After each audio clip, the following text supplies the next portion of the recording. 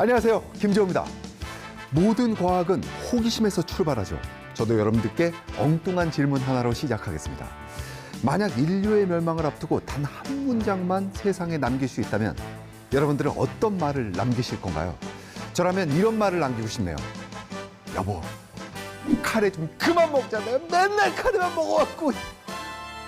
미안합니다. 이 어려운 질문에 천재 물리학자 리처드 파인만은 이렇게 답했습니다. 모든 것은 원자로 이루어져 있다. 이 세상의 모든 것은 원자로 이루어져 있기 때문에 이 원자를 알아야 세상을 이해할 수 있다는 절대 진리, 즉 양자역학을 강조한 겁니다. 리처드 파인만의 선견지명이었을까요? 1세기가 지난 지금 양자역학을 바탕으로 한 양자기술은 전 세계에 폭발적인 관심을 받고 있습니다. 대체 양자기술이 뭐길래 세계 각국이 이렇게 치열한 경쟁을 펼치며 서로 손에 넣으려고 하는 걸까요?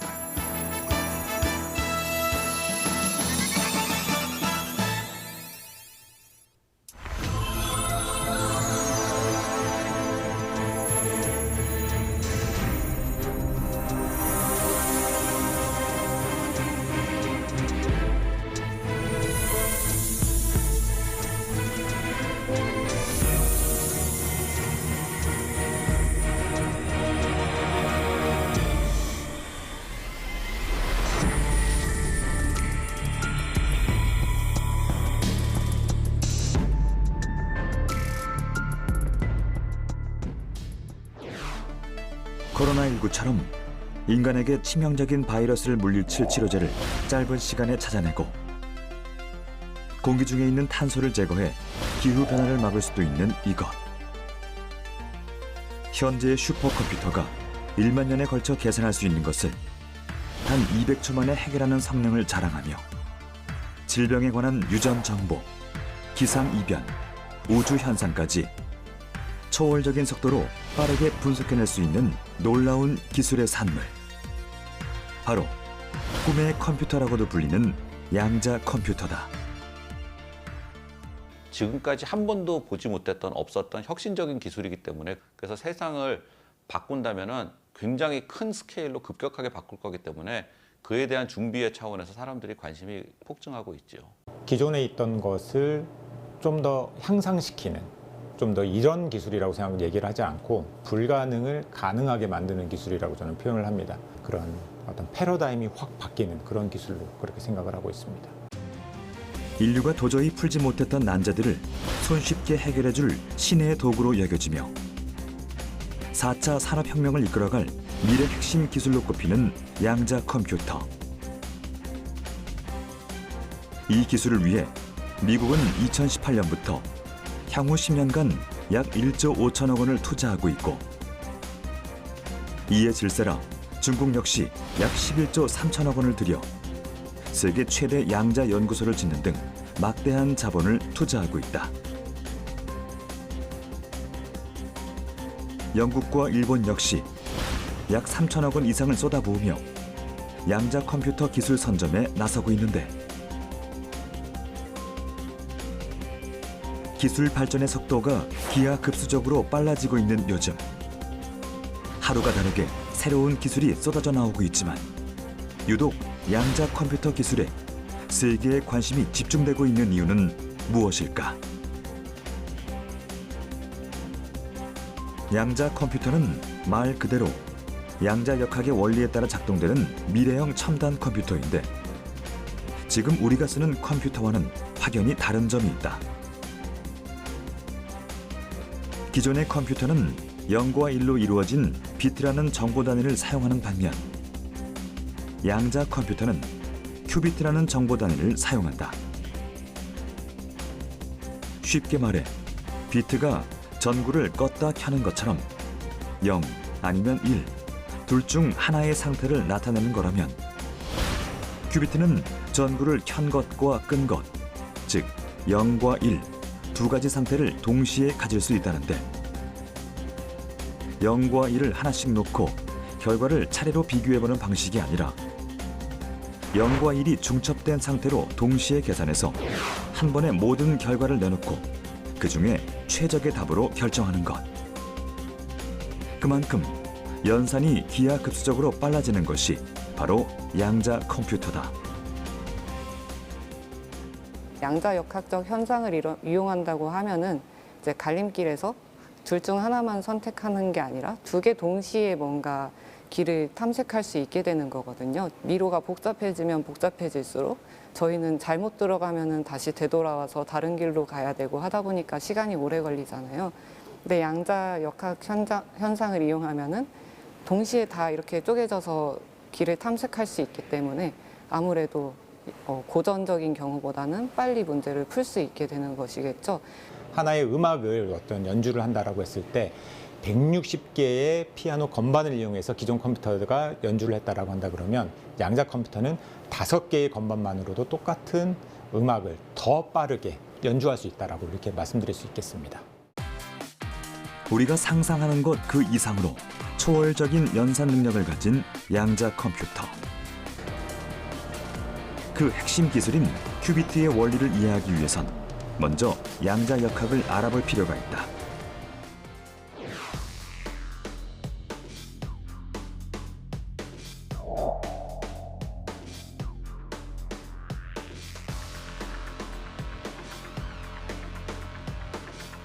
What do you think exactly are quantum mechanics? Quantum mechanics is probably the greatest scientific revolution ever. And the reason is that it has changed the way we understand how things are very much in depth. Quantum mechanics is not a new theory. It has 100 years now. It was invented in 1925. It was discovered in 1925. And it has already had a huge effect on technology. If we have computers, lasers, medical devices that look in our body, is thanks to quantum mechanics. But recently the interest is growing for two reasons, I would say. One is that there are ideas of new technologies that might be very effective. One is quantum computing. There's a lot of hope that quantum computing could make computers much more powerful. And the other is that we are slowly absorbing the enormous intellectual impact and how strongly quantum mechanics has changed our understanding of reality. 양자역학에 대해 보다 근원적으로 다가갈 수 있는 지름길을 찾기 위해 한 대학교를 찾았다. 물리학자로서 오랫동안 양자역학을 연구해온 박재근 교수. 그에게 양자역학이란 어떤 학문일까? 물질이 우리가 눈에 안 보이는 작은 세계로 들어가면 우리 경험으로 설명 안 되는 많은 현상들이 존재를 합니다. 그런 이제 현상을 설명하기 위해서 발전된 학문이 양자역학이고요. 현재 굉장히 많은 관심을 끌고 있는 양자과학 기술 또는 양자정보과학의 기본적인 이론적인 토대가 됩니다.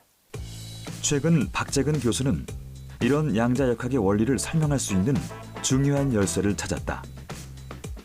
자성을 띠는 원자들을 활용해 그래핀과 같이 이중 구조를 갖는 신소재를 연구하다 양자역학의 중요한 개념 두 가지를 발견한 것. 그것이 바로 양자 중첩과 양자 얽힘이다.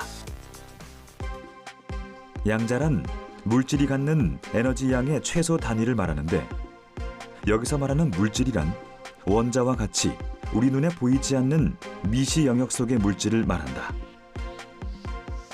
원자의 구조를 자세히 들여다보면 마치 지구 주위를 달이 공전하는 것처럼 원자 핵을 중심으로 전자가 일정 거리를 유지하고 있는데 이렇게 더 이상 쪼갤 수 없는 구조를 가진 빛의 알갱이 같은 것이 양자라는 것이다.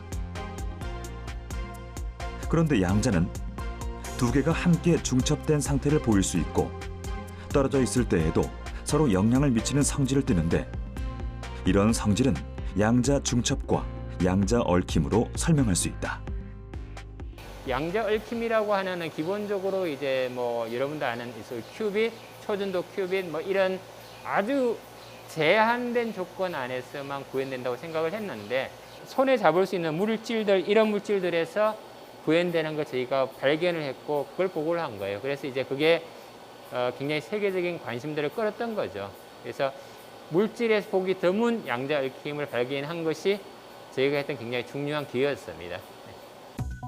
극단적인 예로 이런 양자 중첩과 양자 얽힘의 성질을 이용하면 서울 광화문에 있는 입자 알갱이를 통해 250만 광년 떨어져 있는 안드로메다의 입자의 움직임까지도 알아낼 수 있는 것이다. 도무지 믿기 어렵지만 이런 현상은 오랜 연구를 통해서 반복적으로 입증돼 왔고, 바로 이것이 양자 컴퓨터의 핵심 기술인 큐비트 소자 개발에 응용되고 있다. 결국 양자 컴퓨팅 기술의 핵심은 바로 이 큐비트 소자를 얼마나 많이 확보할 수 있느냐에 달려 있는 것이다. 2021년 11월 16일, 전 세계를 놀라게 한 소식이 전해졌다. 글로벌 컴퓨터 회사 IBM이 세계 최초로 127개의 큐비트를 가진 최고 성능의 양자 컴퓨터를 개발해 세상에 내놓은 것. 처음으로 상업용 양자 컴퓨터를 공개한 후 3년 만에 놀라운 기술 발전을 이룬 결과다.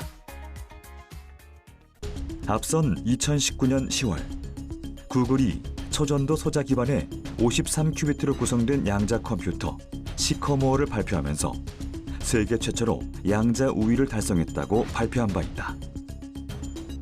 하지만 IBM이 즉각 나서서 기존 컴퓨터를 극대화하면 풀 수 있는 문제라며 반발했었는데, 이후 3년 만에 압도적인 성능을 가진 양자 컴퓨터 기술을 선보인 것. 그런데 이 놀라운 성과 그 중심에 우리나라 과학자가 있다. 바로 예일대에서 양자 컴퓨터의 핵심 원리를 연구하던 중 2014년 IBM에 합류한 백한희 박사다. 그녀는 2021년 11월 양자 컴퓨터 상용화 시대를 여는데 중요한 역할을 한 업적을 인정받아 미국 물리학회의 석학으로 선정됐다.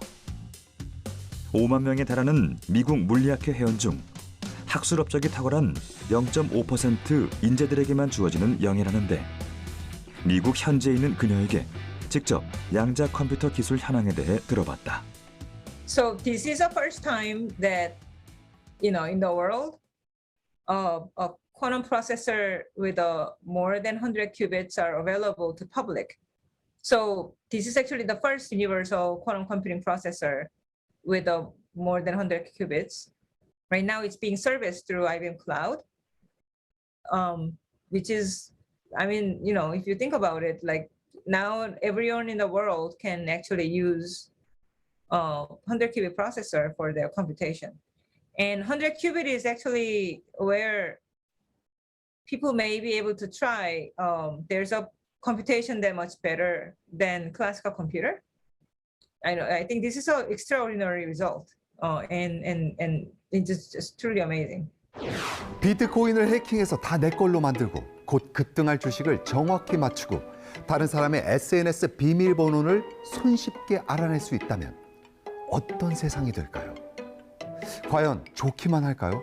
이 정도면 거의 초능력 아닐까요? 나만 갖고 싶은. 그런데 말입니다. 실제로 양자 기술이 발달한다면 이처럼 일어날 수도 없고 또 일어나서도 안 되는 일들이 현실이 될 수 있습니다. 최악의 경우 컴퓨터 한 대로 한 나라의 보안을 완전히 무력화시킬 수도 있다는데요. 전 세계 각국이 양자 컴퓨터 기술 개발을 두고 빵빵 소리 없는 전쟁을 벌이는 이유이기도 합니다. 지금까지는 막대한 자본과 인력을 투자해온 미국과 중국이 앞선 것처럼 보이지만 아직 누가 진짜 승기를 잡게 될지는 아무도 예측할 수 없다는데요. 자, 이쯤에서 궁금해지는 게 있죠. 현재 우리나라의 양자 기술은 어느 정도 수준일까요?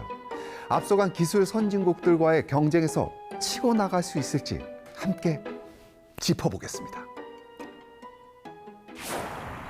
우리나라 양자 컴퓨터 기술 개발에 앞장서고 있는 한국표준과학연구원.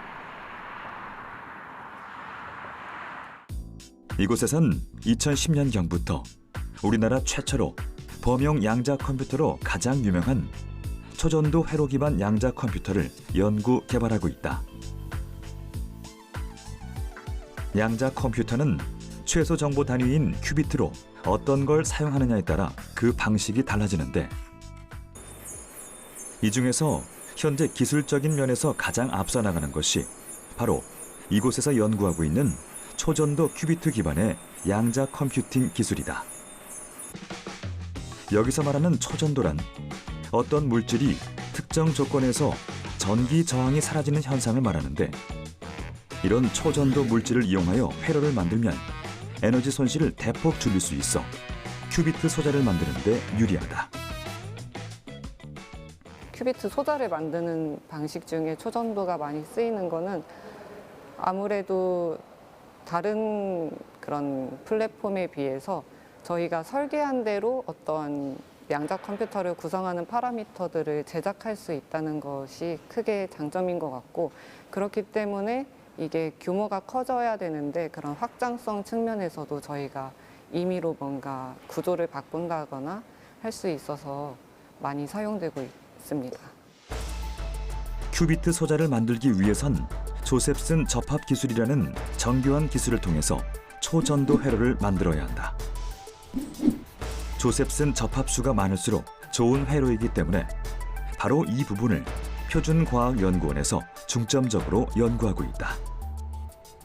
일단 큐비트를 만들려면 두 레벨 시스템이 필요한데 0과 1로 구성된 그거를 만들기 위해서 이제 저희가 에너지 레벨이라는 거를 사용하는 거거든요. 그 조셉슨 정션이라는 거를 쓰게 되면은 에너지 레벨 차이가 생겨버리니까 어떠한 에너지를 줬을 때 딱 반응을 하는 에너지 두 개를 골라낼 수 있고, 그걸 이용해서 큐비트로 사용할 수 있게 되는 것입니다. 현재 우리나라의 목표는 2023년까지 5개의 큐비트를 달성하는 것. 다른 선진국들에 비해 10년 이상 늦게 시작한 탓에 아직은 걸음마 단계. 기술 격차를 좁혀가기 위한 노력이 시급한 이유다. 저희는 아직 1개, 2개, 5개 이렇게 천천히 진행되고 있는 거에 비해 너무 빨리 진행이 되고 있어서 기술 격차가 점점 크게 벌어지고 있는 것으로 느껴지고 있습니다. 저희는 연구원에서 소규모로 5명 이내에 사람들이 일을 하는 반면에 해외에서는 대기업, 구글이나 IBM 같이 수십, 수백 명이 이제 같이 참여해서 할 수 있는 하고 있는 일이기 때문에 당연히 이제 격차가 점점 차이가 날 수밖에 없는 부분이 있습니다. 2m가 넘는 푸른색 철제 빔으로 만든 사각형 구조체 속에 들어있는 원형 구조물. 이것이 바로 양자 컴퓨터를 싸고 있는 냉동기다. 양자 컴퓨터는 이렇게 섭씨 영하 273도라는 극저온의 냉동고 속에서만 구동이 가능하다. 주변 환경에 의한 열에 의한 에너지도 큐비트에 영향을 주기 때문에, 그러면은 저희가 원치 않게 이 양자 상태가 바뀔 수 있는 확률이 생기기 때문에 최대한 열에 의한 영향을 줄이기 위해서 급저온을 유지해야 됩니다. 이처럼 양자 컴퓨터는 부피 자체가 큰 데다 극저온 상태에서만 사용할 수 있기 때문에 개발 과정에 어려움이 많은데, 단기에 성과를 낼 수 있는 것이 아니기에 더욱 힘든 작업이다. 삑삑거리는 소리가 저희가 실험 하는 내내 이제 나게 되는 거거든요. 또 한 번 냉동기가 돌아가게 되면은 길게는 6개월, 짧게는 1달 이렇게 시간이 소요되다 보니까 실험할 때마다 듣는 게 가장 힘들고, 또 어제 냉동기를 보셔서 아시겠지만 그 겉에 싸고 있는 실드가 되게 크고 무거워요. 그래서 꼭 2인 1조로 작업을 해야 되는 것도 필요한 것 같습니다. 양자 컴퓨터의 성능을 최대한 끌어올리더라도 상용화까지 아직 더 많은 시간이 걸릴 수밖에 없는 이유이기도 한데, 최근 국내에서 이런 한계를 뛰어넘을 수 있는 단초가 마련됐다. 우리가 날마다 쓰는 생활에서 양자 컴퓨터가 뭐 번쩍번쩍 등장하거나 이런 것보다는 양자 컴퓨터는 어디 멀리에 서버라고 어디 멀리에 큰 장치가 있고 우리가 그 양자 컴퓨터를 접속해서 쓰는 겁니다. 내 손에 들려 있는 거는 그때도 역시 스마트폰일 거고, 그때도 역시 우리 집에 있는 PC나 노트북일 거예요. 근데 그 노트북이나 내 스마트폰이 하는 일 중에 어떤 한 부분, 그 전까지는 한 번도 해보지도 못하고 할 수도 없었던 일을 양자 컴퓨터가 저 멀리서 네트워크로 연결돼서 도와주는 형태로 될 겁니다. 경기도 수원시 이동에 위치한 양자정보연구단. 이곳에선 최근 극저온에서만 구동되는 일반 양자 컴퓨터와 달리 상온, 대기압에서 동작이 가능한 양자 컴퓨터를 개발했다. 중국에 이어 세계 두 번째로 이뤄낸 쾌거인데 어떻게 이런 일이 가능한 걸까?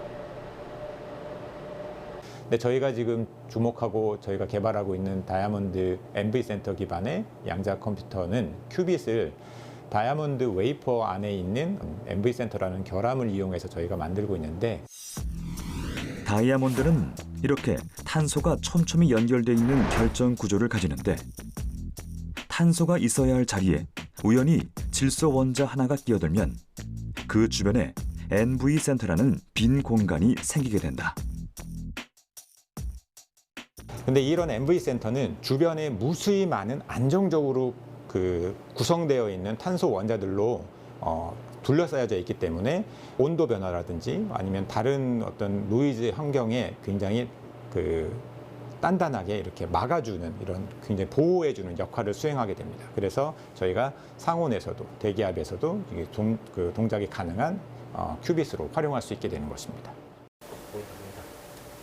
이런 다이아몬드 큐비트를 활용하면 양자 컴퓨터 시스템을 만들 때 극저온으로 내린다거나 초고 진공 상태로 만들 필요가 없기 때문에 연구가 보다 수월해진다.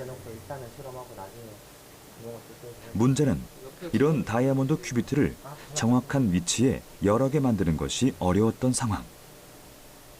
그런데 최근 이 같은 문제를 해결할 방법도 찾아냈다. 실리콘과 알루미늄을 동시에 쌓을 때 잘 섞이지 않는 특성을 이용해 나노홀 마스크를 개발한 것이다. 근데 원하는 위치에 큐빗을 만드는 게 좀 어려운 일이었습니다. 근데 저희가 최근에 개발한 기술은 실리콘과 알루미늄 원자들을 스퍼터라고 하는 반도체 장비를 이용해서 굉장히 기다란 형태의 실린더 형태의 미세한 구멍들을 만들 수 있는 기술을 만들었고, 그걸 마스크로 활용을 해서 우리가 원하는 위치에 그 구멍들을 형성을 하고 그 형성된 구멍에 질소 원자를 넣어줘서 우리가 원하는 위치에 다이아몬드 MV 센터 큐빗을 만드는 기술을 개발한 것입니다. 실제로 나노홀 마스크로 제작한 큐비트를 측정한 결과 정밀하게 제어된 3개 이상의 다이아몬드 큐비트가 관측됐다. 이것은 국내 연구진이 상온에서 작동하는 양자 컴퓨터를 제작할 수 있는 원천 기술을 개발한 것으로 큰 의미를 갖는다. 모래사장에서 바늘 찾는 식으로 그냥 찾기만 했었습니다. 그렇게 모래사장에서 바늘을 찾는 게 아니라 우리가 원하는 위치에 거기에 MV 센터가 큐빗으로 사용할 수 있는지 정도만 평가할 수 있는 거기 때문에 훨씬 더 우리가 양자 컴퓨터를 만들 수 있는 큐빗을 좀 더 쉽게, 그다음에 빠르게 잘 만들 수 있는 아주 핵심적인 기술을 가졌다, 이렇게 말씀드릴 수 있겠습니다. 전 세계가 치열하게 경쟁을 벌이고 있는 양자 컴퓨터 분야에서 우리나라 과학자들도 선전하고 있는데요. 오늘은 그중 한 분을 만나볼까 합니다. 양자 컴퓨터에 대해 조금이라도 관심 있는 분이라면 한 번쯤 이분 이름 들어보셨을 텐데요. 미국에서 활동하고 있는 우리나라 과학자 가운데 노벨상에 근접한 인물로 자주 거론되고 있는 인물이자 양자 컴퓨터 분야에서 최초로 증시에 상장한 기업의 창업자인 김정상 듀크대 교수님 모셨습니다. 교수님 나와주세요. 스튜디오로 모시려고 했지만 사정상 죄송합니다. 대신에 요즘 코로나 시국에 더 많이 활용되고 있는 화상 연결로 교수님 모시겠습니다. 김정상 교수님 안녕하세요. 예, 안녕하세요. 저는 듀크대학교 전기전자 컴퓨터공학과 그리고 물리학과에 있는 김정상이라고 합니다. 요즘 양자 기술에 대한 관심이 엄청 뜨거운데요. 교수님도 실감하고 계신가요? 각국의 정부들이 양자 기술을 마치 컴퓨터나 인터넷처럼 차세대의 먹거리로 많이 생각을 하기 때문에 생태계, 양자 컴퓨터의 생태계를 조성하는데 국가적인 투자를 많이 하고 있는 전 세계적인 추세입니다. 그렇다면 교수님은 이런 엄청난 성능을 가진 양자 컴퓨터가 어디까지 응용될 수 있다고 보시나요? 90년대 초반에 인터넷이 처음 나왔을 때 이게 데이터를 컴퓨터 사이의 데이터를 교신할 수 있는 방법이 나왔는데 이것을 우리가 어디다 활용할 수 있을까? 처음에는 이 활용 가능성이 굉장히 상상력에 의해서 한정이 되어 있는 경우가 많이 있습니다. 우리가 컴퓨터나 인터넷의 세상에서 알듯이 기술이 충분히 발전을 하면 응용 가능한 분야들이 뭐 양자 화학이라든지 뭐 기계학습이라든지 아니면 그 소위 말하는 암호를 깬다든지 뭐 이런 데에 국한이 돼 있다고 생각하는데, 제가 보기엔 기술이 발전될수록 그 활용 가능한 분야는 무궁무진하게 늘어날 수 있지 않을까, 그렇게 생각하고 있습니다. 자, 그렇다면 이 양자 컴퓨터의 상용화를 좀 더 앞당기려면 어느 노력이 가장 필요할까요? 제일 중요한 선행 과제는 아직 기술적인 문제들을 많이 해결을 해야 됩니다. 꾸준히 기술 개발을 해서 기존의 컴퓨터보다 더 복잡한 개선을 하시는 단계까지 일단 기술 개발을 하는 것이 첫 번째 단계라고 생각하고요. 이제 두 번째는 이제 새로운 컴퓨터가 나타나면 그거를 어떻게 활용을 해서 우리가 필요한 문제를 풀 수 있을지에 대한 그런 새로운 방법론에 대한 개발이 필요합니다. 이제 마치 컴퓨터가 처음 나왔을 때는 우리가 이걸 어디다 활용해야 될지 잘 몰랐었는데 지금은 뭐 우리가 화상회의라든지 이런 데 충분히 쓸 수 있는 것처럼, 그러기 위해서는 이 새로운 컴퓨팅 기술을 어떻게 활용할 수 있는지 거기에 대한 많은 고민과 그다음에 저기서 기술 이노베이션, 혁신이 필요하다고 생각합니다. 아무래도 교수님은 해외에 계시니까 조금 더 객관적으로 보실 수 있을 것 같은데, 그렇다면 우리나라의 양자 컴퓨터 기술 수준은 어느 정도인가요? 기본적으로는 일단 그 대학이나 그다음에 연구기관 이런 데에서 그 전문 인력을 양성하는 게 굉장히 중요하고, 그런 전문 인력의 풀이 어느 정도 생긴 이후에는 이제 그런 분들이 좀 그 기술 개발에 매진할 수 있도록 그 연구 프로그램이나 아니면 이제 회사 창업, 그다음에 그런 것들을 상용화할 수 있는 그런 환경, 이런 것들을 만들어주는 게 상당히 중요합니다. 자, 마지막으로 양자 컴퓨터 기술에 관심을 갖고 있는 분들께 한 말씀 부탁드립니다. 최첨단 분야에서는 우리가 뛰어들어서 어떤 일을 하는지에 따라서 그 미래의 그림을 그릴 수 있는 기회가 있기 때문에 좀 큰 포부를 가지고 이런 분야에 관심을 많이 가지시고, 또 이게 막상 뛰어들어서 예, 좋은 연구 개발을 하는데 그 기여를 해주시면은 우리 모두 보람 있는 미래를 맞을 수 있지 않을까 하는 생각이 듭니다. 자, 마지막으로 오늘 인터뷰 진심으로 감사합니다. 예, 늦은 시간까지 감사드립니다. 양자 컴퓨터 발전이 급속도로 빨라지고 있는 지금, 이 기술 혁명을 두고 장밋빛 미래를 그리기도 하지만 또 한편에서는 우리를 위협하는 악몽이 될 수도 있다고 경고한다. 바로 양자 컴퓨터 탄생은 전 세계 보안 자체를 뒤흔드는 일이 될 수도 있기 때문이다.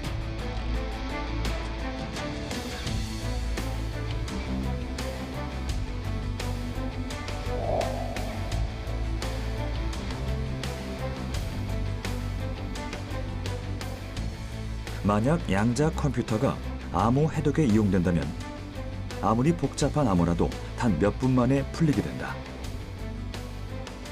전 세계 은행, 전자상거래, 관공서, 군사 시스템까지 현존하는 모든 암호화 기술을 양자 컴퓨터가 무력화시킬 수 있다는 얘기다. 일부 이제 관심 있는 분들은 좀 들어보셨을 만한 그 양자 내성 암호, 뭐 그런 이제 특별한 어떤 암호 체계들을 구축을 해가지고 양자 컴퓨터가 이제 들어도 해킹이 잘 안 되는 그런 암호 체계를 개발하려는 노력들을 많이 하죠. 그래서 일반 개인 차원에서는 걱정하실 필요는 없다고 생각을 합니다. 근데 이제 이게 굉장히 그 중요한 차원이 하나가 있는 게 그게 국방입니다. 국가의 안위와 관련돼 있는 거죠. 그래서 이제 국방 분야에 오면은 이건 단순히 한 개인의 금융 안전뿐만 아니기 때문에 굉장히 다차원적인 어떤 전략도 필요하고 노력도 필요하다고 생각이 됩니다. 현재 우리가 가장 보편적으로 쓰는 보안 방식은 바로 1977년 개발된 RSA 알고리즘이다. 이는 공개키 암호화 방식의 일종으로 소인수 분해와 이산 로그 문제를 바탕으로 암호화를 진행하는데, 기존 컴퓨터로 이 문제를 풀려면 수십억 년이 넘는 시간이 필요해 이제까지 강력한 보안 시스템으로 활용됐다. 현재 RSA 알고리즘은 공인인증서, OTP, 비트코인 등 인터넷 전반에 사용되고 있다. 그런데 문제는 디지털 컴퓨터가 이 RSA로 암호화된 내용을 해독하기 위해선 1만 년 이상 걸리는 시간을 양자 컴퓨터로는 단 2분 안에 해독이 가능할 수 있다는 것이다. 그렇다면 양자 컴퓨터 시대의 보안 위협을 막을 수 있는 방법은 무엇일까? 바로 양자 컴퓨터라는 창에 맞설 방패, 양자 암호 통신 기술이 주목받고 있다. 양자 암호 통신이란 빛의 가장 작은 단위인 광자를 이용해 정보를 전달한다. 이때 양자 암호의 암호키는 양자 상태에서 이루어지기 때문에 도청자가 암호키를 복제하려고 하면 양자 복제 불가의 원리로 복제가 불가할 뿐 아니라 만약 복제를 하더라도 양자 측정의 원리로 인해 양자 상태가 깨져버리기 때문에 수신자는 변형된 양자 상태를 보고 도청자가 있다는 사실을 알고 정보를 폐기, 해킹을 원천 차단할 수 있게 된다. 따라서 어떤 외부의 공격에도 안전한 암호 시스템인 양자 암호 통신 시장의 움직임도 빨라지고 있다. 양자 암호 통신 글로벌 시장은 빠르게 성장하며 2025년 27조 원 규모를 육박할 것으로 예상되는데, 이 가운데 국내 연구기관에서도 양자 암호 통신 기술 개발에 매진하고 있다. 지금 보이는 이 초록색 레이저를 가지고 비선형 광학 현상을 일으키는 광결정체 안에 이 레이저가 입사를 하면은 빛의 알갱이인 광자를 꼭 2개씩 2개 단위로 생성을 합니다. 그래서 하나는 측정하기 쉬운 가시광 영역의 광자가 생성이 되고, 나머지 하나는 우리가 광통신에 쓸 수 있는 광자가 생성이 됩니다. 그래서 가시광 광자를 일종의 트리거로 측정을 하면서 우리가 정말 통신에 써야 되는 그 통신 파장의 광자가 언제 어디에 있는지를 알게 되는 것이죠. 그래서 우리가 원하는 위치에 통신을 위한 광자, 단일 광자를 하나씩 만들 수 있는 그러한 기술을 실현하는 그런 장치입니다. 한국표준과학연구원과 국가보안기술연구소는 지난해 세계 최초로 정보를 직접 전달할 수 있는 양자 직접 통신 기술을 개발하는 쾌거를 이뤄냈다. 도청의 가능성을 차단할 뿐 아니라 암호화 메시지를 따로 분리하지 않고 비밀 메시지를 양자 채널을 통해 직접 전달하는 방식이다. 양자 직접 통신이라고 하는 것은 이제 양자 통신의 일종이고요. 빛의 알갱이인 광자 단위로 정보를 전송하는 기술인데, 특별히 기존의 양자 통신은 양자 키 분배라고 해서 서로 어떤 리미의 난수를 두 사람이 나눠 갖고 그 나눠 가진 암호를 가지고 보내려는 메시지를 그 암호하고 섞어서 보내고 다시 그 암호를 해독해야 되는 그런 과정들을 다 필요로 하는 그런 기술인데 반해서, 양자 직접 통신은 우리가 보내고자 하는 메시지를 별도의 암호화 과정 없이 도청 방지는 하면서 직접 보낼 수 있는 그런 기술입니다. 네. 연구팀은 두 연구소 사이 약 20km 구간에 구축된 국가용 양자 암호 시험 통신망을 통해 수백 헤르츠의 보안 정보를 전송하는 데 성공. 통신 보안성의 척도인 양자 비트 에러율은 기존 양자키 분배 방식과 비슷한 3에서 6%를 보이며 매우 높은 보안성을 나타냈다. 실제 우리가 그 실생활에 쓸 수 있는 광통신망에서 구현을 한 것이기 때문에 1차적으로는 우리나라의 이러한 일들을 담당하고 있는 연구소들의 양자통신에 대한 기술력을 증명했다라는 의미가 가장 크고요. 그래서 그 쌓인 기술들을 가지고 앞으로 산업화될 양자통신에 대한 어떤 인증이나 평가에 도움이 되는 그런 기술을 마련했다는 의미가 있습니다. 누가 더 빨리 그리고 철저하게 정보를 지키는 것이 화두가 된 지금, 양자 암호 기술을 개발 중인 한 스타트업을 찾았다.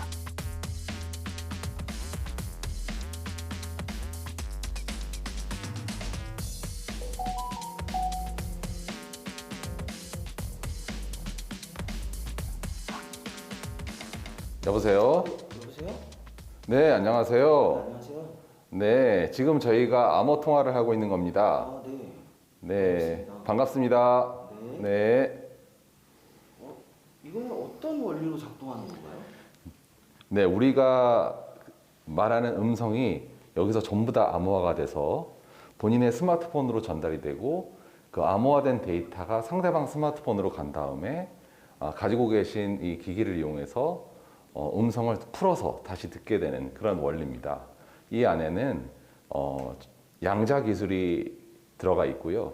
이 양자 난수 생성기를 이용해서 나의 음성을 전부 다 암호화하고 전달하는 그런 역할을 하게 됩니다. 작년에 국내에서 4만 명 정도의 스마트폰 유저들이 해킹된 정황이 발견이 됐고요. 또 프랑스 대통령이나 아니면 미국의 외교관들도 자기네 핸드폰이 전부 해킹을 당해서 도청된 정황이 있습니다.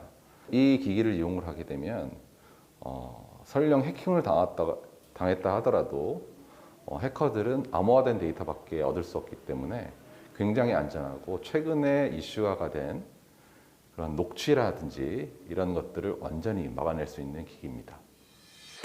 이곳에서 개발된 도청 방지, 즉 비화기 솔루션은 양자 난수 생성기로 암호키를 생성해 통화 음성을 암호화, 복호화한다. 명함 크기의 초경량화를 실현했을 뿐 아니라 간단한 앱 설치만으로 비화기를 개인 스마트폰과 연동할 수 있는 편리성을 더했다. 그렇다면 비화기의 핵심 기술인 양자 난수 생성기란 무엇일까? 인간이 예측할 수 없는 영역인 양자 현상에서 난수를 추출해 암호키를 만들어내는 것으로 일정한 패턴이 있어 역추적이 가능한 기존 OTP와 다르게 특정 패턴이 없다는 게 특징이다. 따라서 통신 네트워크를 통한 해킹 위험을 원천 봉쇄할 수 있다. 하지만 기존 양자 난수 생성기의 경우 규모가 큰 장치가 필요한 데다 상당히 고가인 탓에 상용화가 쉽지 않았다. 그런데 지난 2015년 이곳에서는 양자 난수 생성기를 가로 5mm, 세로 5mm, 새끼손가락 손톱보다 작은 초소형 칩으로 개발하는 데 성공. 세계 최초로 개발된 원천 기술을 통해 국내외 많은 기업들과 협업을 이루고 있다. 최근에 대형 통신사라든지 아니면 VPN을 개발하는 그 1위 사업자라든지 이런 많은 협력사들과 저희의 원천 기술을 잘 활용해서 보안 기술을 만들어내는 데 힘쓰고 있습니다.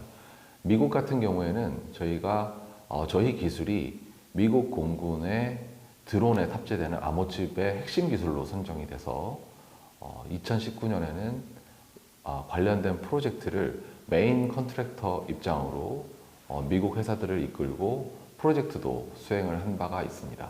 앞으로 4차 산업혁명이나 IoT가 주는 아주 무한한 혜택을 우리가 고스란히 혜택을 누리기 위해서는 보안이라는 것은 필수 불가결한 요소입니다.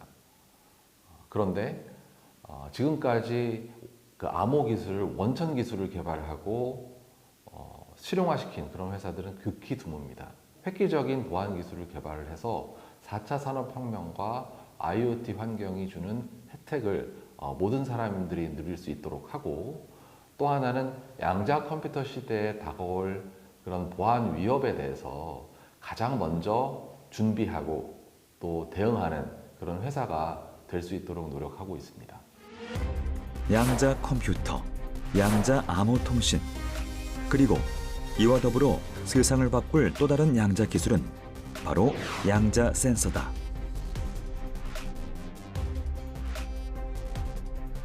양자 센서는 양자의 얽힘 상태가 갖는 초미세 파동 정보를 계측 수치로 변환해 사용하는 기술로 기존의 센서가 측정하는 것보다도 훨씬 작은 미세 신호를 측정할 수 있다. 양자 컴퓨팅이나 양자 암호 통신에 비해 비교적 주목은 덜 받고 있지만 활용도가 높은 기술로 평가받고 있는데 최근 국내 한 연구팀은 다이아몬드를 이용해 자기장과 온도를 정밀하게 측정할 수 있는 양자 센서를 개발하기도 했다. 보통 많은 분들이 알고 계시는 다이아몬드는 투명한 색깔을 가지고 있는데요. 저희가 사용하는 다이아몬드는 투명한 다이아몬드가 아니고 질소 빈자리라는 특이한 불순물을 가지고 있는 다이아몬드입니다. 이 다이아몬드 내부에 질소 빈자리 불순물이 많이 있을 경우에 색깔이 핑크색 또는 보라색으로 바뀌게 되고요. 이 색깔이 바뀐 다이아몬드를 저희가 이 센서로 사용을 할 수 있습니다. 여기 안쪽에 있는 다이아몬드 센서로부터 발생되는 붉은색 빛의 양이 바로 외부 자기장의 변화 또는 외부 온도의 변화에 따라서 이 미세한 광량의 변화를 가지게 됩니다. 그렇기 때문에 이 광량의 변화를 정밀하게 측정할 수가 있으면 자기장 변화 또는 온도의 변화를 매우 정밀하게 측정할 수 있는 센서로 활용할 수가 있습니다. 연구팀은 다중 센싱 기법을 적용하면 자기장과 온도를 동시에 측정할 수 있다는 아이디어를 얻었다. 개발된 다이아몬드 양자 센서는 지구가 만들어내는 자기장의 약 100만 분의 1인 수십 피코테슬라의 정밀도로 자기장을 측정할 수 있으며 사람 체온의 약 100만 분의 1인 수십 마이크로 켈빈의 정밀도로 온도 변화를 감지할 수 있다. 이는 자기장과 온도의 변화가 복합적으로 일어나는 대상에 정밀 진단이 필요할 경우 매우 유용하게 사용될 수 있는데 반도체 소자 또는 리튬 이온 전지가 대표적 예라고 할 수 있다. 전자나 이온이 이동하면 자기장과 함께 열이 발생하게 되는데 외부에서 보이지 않는 배터리 분리막의 손상이나 그로 인한 발열을 조기에 감지해 대형 사고 발생을 방지할 수 있게 된다. 저희가 기존의 센서로는 측정하지 못했던 그런 정보들을 얻을 수 있기 때문에 배터리의 발열 또는 불량 등을 검출함으로 인해서 저희 일상생활의 안전에 기여할 수도 있고요. 이런 자기장 이미징을 통해서 암세포의 검출, 더 나아가서는 신약 개발, 바이러스 검출 등에 활용함으로 인해서 또 저희의 의학 연구에도 활용될 수가 있습니다. 실제 양자 센서는 의료 기술에도 널리 접목될 수 있다. 국내 연구진은 뇌에 온도 자극을 했을 때 뇌에서 자기장을 발생시키는 신경전류원의 정확한 위치를 분석할 수 있는 초전도 양자 간섭 소자, 즉 스퀴드 센서를 기반으로 한 차세대 의료 진단 기기를 개발하기도 했다. 뇌자도 시스템은 한마디로 뇌 인공위성이라고 생각하시면 됩니다. 아주 많은 약 한 150개 정도의 스퀴드 센서가 뇌 주변에 위치하게 되고요. 뇌 전기 활동, 뇌 신경 전류 활동에 의해서 생기는 자기장을 측정하고 이 측정된 자기장을 이용해서 뇌의 질환 진단을 하거나 다양한 기능 검사를 하는 시스템이 되겠습니다. 기존 뇌파 측정은 두피에 전극을 붙여 뇌에서 발생하는 전기 신호를 측정하는 것으로 뇌졸중, 치매 등 신경계 질환 진단이나 다양한 인지 기능 파악에 활용되어 왔다.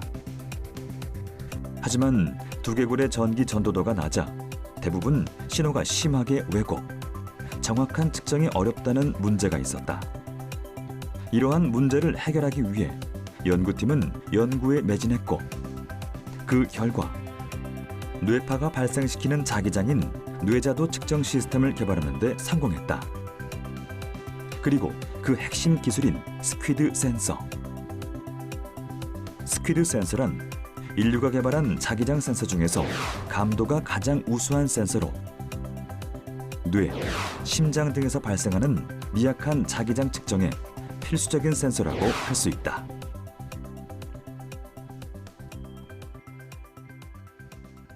우리는 극초미세 자기장이라고 합니다. 그걸 수치로 따지면 지구 자기장의 약 10억 분의 1 정도의 작은 자기장인데요. 이러한 미세 자기장을 측정할 수 있는 센서가 되겠습니다. 보편화는 아직 안 돼 있고요. 사실 다양한 분야에 많이 활용은 되고 있습니다. 사실 근처에 있는 IBS에서 암흑물질을 탐사한다든지 또는 뭐 중성미자, 우리가 아주 고차원의 연구를 하는데 사용을 하고 있고요. 그리고 폭발물 검사, 공항에서의 폭발물 검사에서도 스퀴드 센서가 사용되고 있습니다.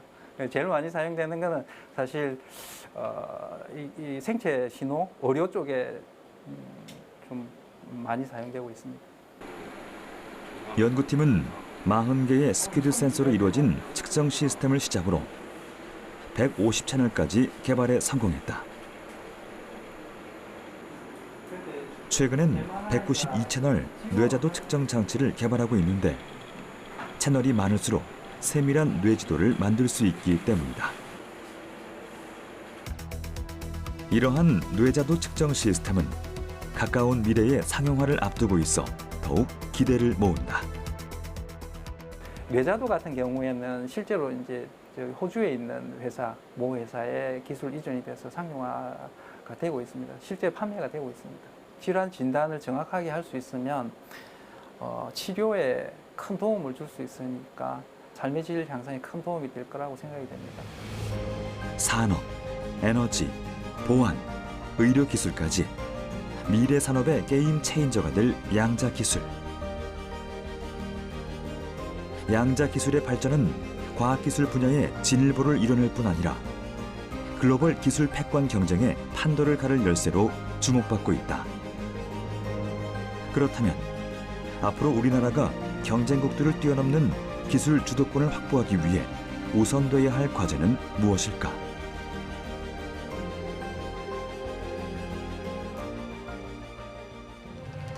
양자 기술은 현대 기술 개발의 연장선에 있지 않습니다. 양자 컴퓨터는 지금의 컴퓨터를 대체하는 것이 아니고 양자 통신 역시 지금의 유무선 통신을 대체하는 것이 아니기 때문입니다. 이제까지 없던 완전히 새로운 길, 미지의 영역을 개척하는 길입니다. 어려운 도전인 만큼 성공하기까지 무수히 많은 실패가 따를 수밖에 없을 텐데요.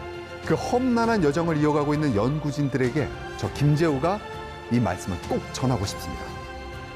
We will find a way. We always have. 우리는 답을 찾을 것이다. 늘 그랬듯이.